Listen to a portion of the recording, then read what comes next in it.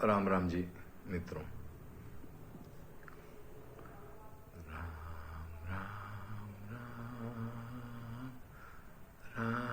राम राम राम राम राम राम।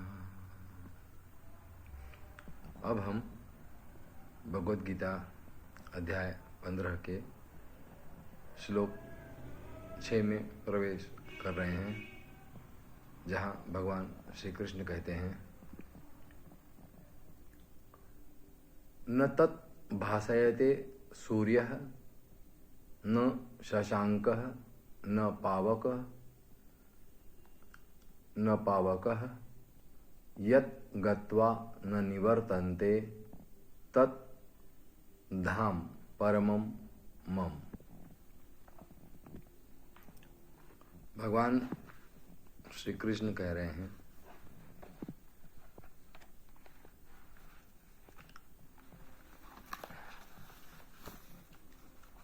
उस परम धाम की चर्चा,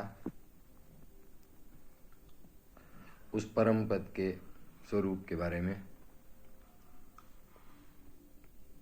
भगवान कहते हैं, जिस परम पद को प्राप्त होकर मनुष्य लौटकर संसार में नहीं आते और उस स्वयं प्रकाश परम पद को न चंद्रमा न सूर्य और न अग्नि प्रकाशित कर सकती है, ऐसा स्वयं प्रकाश परम पद ही मेरा परम धाम है।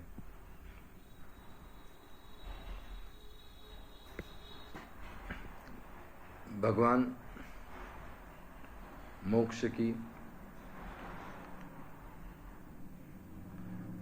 परम चैतन्य की अवस्था, मुक्ति की अवस्था, निर्वाण की अवस्था, शून्य की अवस्था, परम आनंद की अवस्था,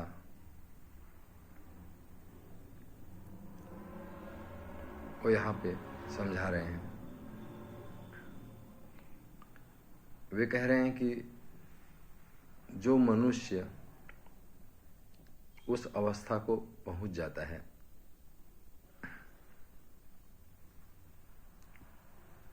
उसे संसार में फिर लौटना नहीं पड़ता,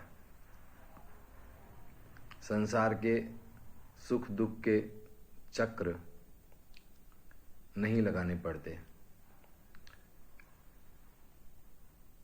जो जन्मों जन्मों से हम दोहरा रहे हैं कृत्य,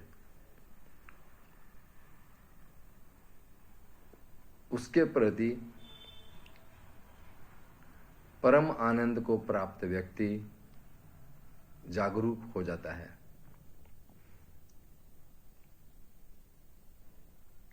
परम आनंद को प्राप्त व्यक्ति सुख और दुख की अवस्थाओं से मुक्त हो जाता है, कामनाओं से, वासनाओं से, लोभ से, मोह से उसकी मुक्ति हो जाती है।